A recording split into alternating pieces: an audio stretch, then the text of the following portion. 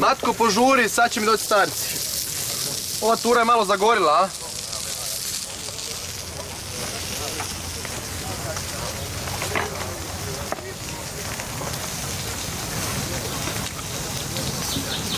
Ne gledaj u bivšu, nego se bolje prihvati roštilja ako ti nije po volji.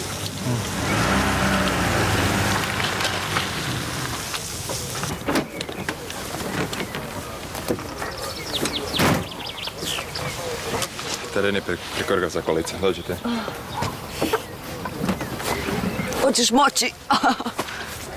Pazi.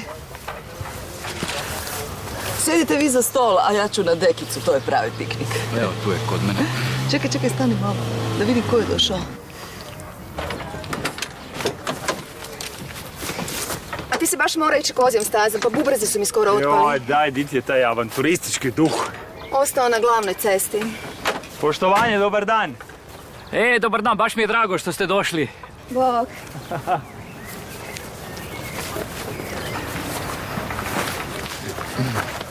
Lidija, pa čini mi se kao da te nisam vidjela 1000 godina. Da, tate još nisu nosali okolo. A reci mi kako je Robi, se čuješ s njim? O, stigli ste. U staroj ti treba pomoć, di su ti kolica? Ma ne treba, imam Denisa, samo molim vas požurite, daj otpašćemo u ruke. Ma ne brinite za mene, sve je u redu. Ljudi, klopa čeka, hajmo. Izgubila sam apetit. Zaboravio sam pjenušac kod Biserke, pa ispričaj mi na trenutak, a? Čekaj, bolje da ja odem. Možda Biserki ipak treba još nešto pomoći. A ti odi pozdravi gosta, okej? To je vrlo ljubazno od tebe, da? Nema problema, brzo se vraćam s pjenušcem. Stjepane, zaboravila sam torbu u autu. Daj tu dekicu, molim te.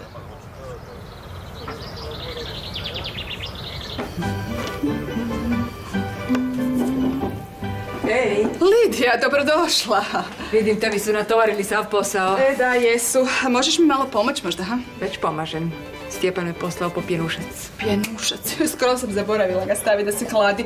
A ništa, hoćeš ga odnijeti ovako? Mogu. Hvala ti. Nego, kako ti raditi tu?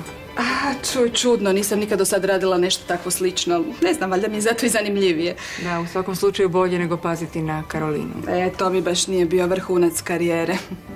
Reci mi, ti njoj vjeruješ? Kako to misliš? Mogu biti iskrena s tobom. Pa da, naravno.